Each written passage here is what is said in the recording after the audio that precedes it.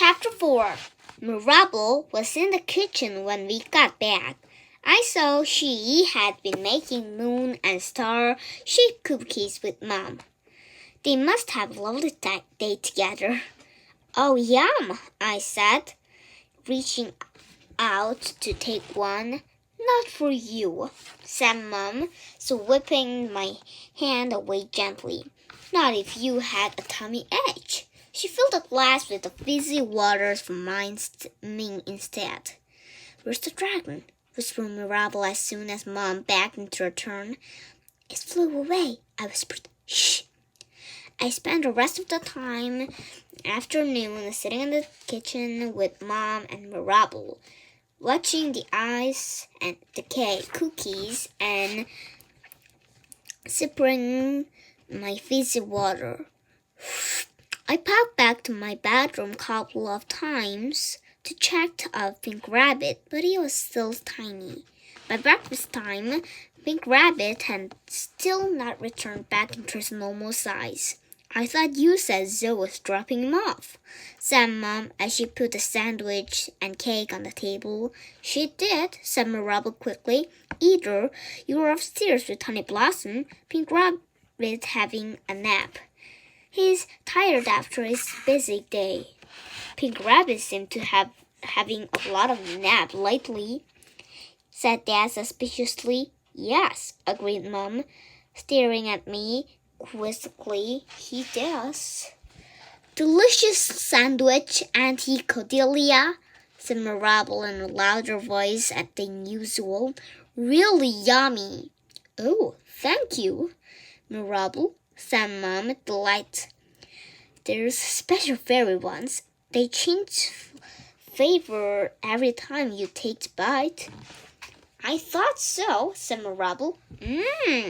Chocolate spread and raspberry jam. I put a sandwich on my plate and nibbled it on. I was feeling worse and worse about the lies and we had been telling Mom and Dad. If only Pink Rabbit would return to his normal size. But then I hear something that made me a blood run cold. A clanging, trundling, glushing sound coming from the upstairs. The sort of sound a dragon might makes me a lot of loose in a house.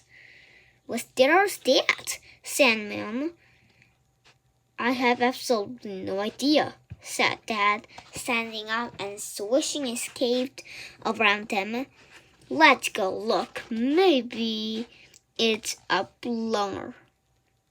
He picked up his glass of red juice. I shall draw on a blunger, he announced. It will surprise him. Mom picked up the wand. I think this might be useful for a station, she said. Mirabel picked up her work and held in front of her. How exciting, she said. I'll poke the blanket for my folk. We all ran upstairs to the bedroom. I tried to get there first, but Dad was a lot faster than me with super speedy vampire cape. What's this? I heard he gasped as he walked into the room. The dragon was sitting in the bathroom, and it had held a water pipe with its mouth that it had ripped out from beneath the basin. Water was gushing all over the bedroom floor, and stars and glitter swirled everywhere. Mom waved her wand to stop water temporarily. We have been called a pumper tomorrow, she said, to fix it properly. Then she narrowed her eyes at me. Isadoramoon, she said in a strong voice, I do believe that you are dressing gown cord tight around the dragon's neck. I hung my head. That has been going on? Asked Dad with his hands on a hip. I thought you are believing trembling, Isadora. very tranquilly, agreed Mom. All this lying and sneaking around. I'm sorry, I said in a small voice. Marable stood behind me and said nothing. He'll answer me honestly, said Mom. This is Pink Rabbit in a bath. Have you turned him into a dragon? Is this why he hadn't seen him lately? No, giggled Marable. That's not Pink Rabbit. Mom didn't seem to find it very funny. Pink Rabbit is napping, said Marable. But I couldn't bear to tell any more lies. He's not napping, I said to Mom and Dad. He's turned into a miniature rabbit. What? Said Dad. We made up potions, I grumbled, and Pink Rabbit jumped into them and is now really tiny.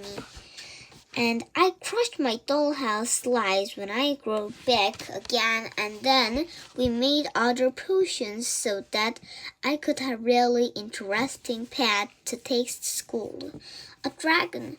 But the dragon just made a mess everywhere, so I bammed it onto Honey Blossom,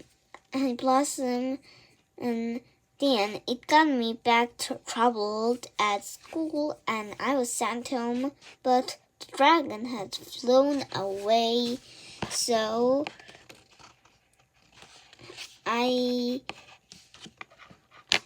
told you I had a tummy ache.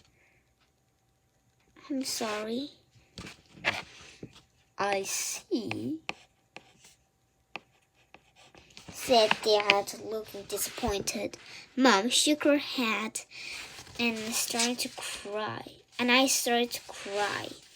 Marable stood there, not saying a word. You are grounded for a week, said Dad. Literally, no more flying, no more magic, and no more peanut butter sandwich. Yes, agreed Mom. All this lying. What sort of example you are sitting under your cousins? I sniffed sadly. The Marable spoke up. Her face was gone very red. She said, it's not all Isadora's fault. Then she started to explain. Really, it's most my fault, she said, looking down on the floor. I presently heard to do everything. Isadora didn't want to make the dragon and take to school. She wasn't even very keen or make the shrunken potions. I'm sorry too. I see, said Mom, softening a bit. Said Dad. They both turned to me. Isadora, said Mom, you need to learn to stand up for yourself. You muttered that you're things you don't want to, just because someone else wants you to, said Dad. I know, I said in a small voice. And Marable, said Dad, you should know better. You're older than Isadora. We don't want any more Michelle this week. Okay, said Marable meekly. Well then, said Mom, brightening up a bit. Let's put this behind us. But you still grounded, added Dad cheerfully as he took hold of a dressing gown cord began to learn the dragons out of the bedroom. Both of you. We all went back into the downstairs with the dragon and finished our breakfast. The dragon must have been very hungry because he ate all the sandwich and he grabbed down on the cake and even drank a glass of red juice. Poor thing, said Mom. After breakfast, Marable and I went back to my bedroom, and the dragon, who was almost died in a car, Pink Rabbit was sitting on the bed. And he was normal size. Oh, Pink Rabbit, I said, hugging him tightly on my chest. You've backed yourself again. Pink Rabbit squirmed happily in my arms and wagged his ears. The dragon flapped into the wings happily. It's probably a very old dragon now, answered Mirabel, giving a snout of gentle pat. Probably about over 100 years old. Is he inveterate? I said. Do you think he needs flying before bedtime? Maybe, said Mirabel, opening the window. Shall we going the last ride on the back before it disappeared? I don't know, I said. Daddy said no more flying for a week. Oh yes, said Mirabel, nervously, giant flashing on her wings. Well, we wouldn't really be flying, wouldn't we? The dragon will be flying, she said. She had a point. I did so want to go to the last flying on the dragon, and not just because Mirabel wants to. Okay, I agreed. Let's go. But I'm going because I want to, not because you think it's a good idea. We both climbed onto the dragon's back, and I held Pink Rabbit tightly to my chest. The dragon puffed on a cloud of stars and glittered on its arms not happily. Then it launched itself into the window and into the starry sky. That was wonderful, I said when we got back in my bedroom. It was, agreed Mirabel. The dragon yawned and crawled on my floor. Mirabel and I both got into the bed and turned out the light. Good night, dragon, we whispered. The next morning, when we woke up, the dragon had gone. There was just a pile of stars that glittered on the floor. I felt a teeny bit sad. It's okay, said Mirabel, patting me gently on her arms. I can magic you up another one. No, I said firmly. Absolutely not. But, said Mirabel, no, I said. Then I hopped out of the bedroom and pulled my dollhouse into the middle of the floor. Let's play my game today, I said. Let's make the dollhouse chatters that like us after breakfast. I think that will be really fun. I got out of the box of the favorite scraps. We don't need even any magic to do it, I said happily. We can make them old-fashioned way. Mine will be black too. Okay, said Mirabel, starting to sound exciting. Can mine have some little point black boots? Of course it can, I said. That would look amazing. We can make a tiny pink rabbit too.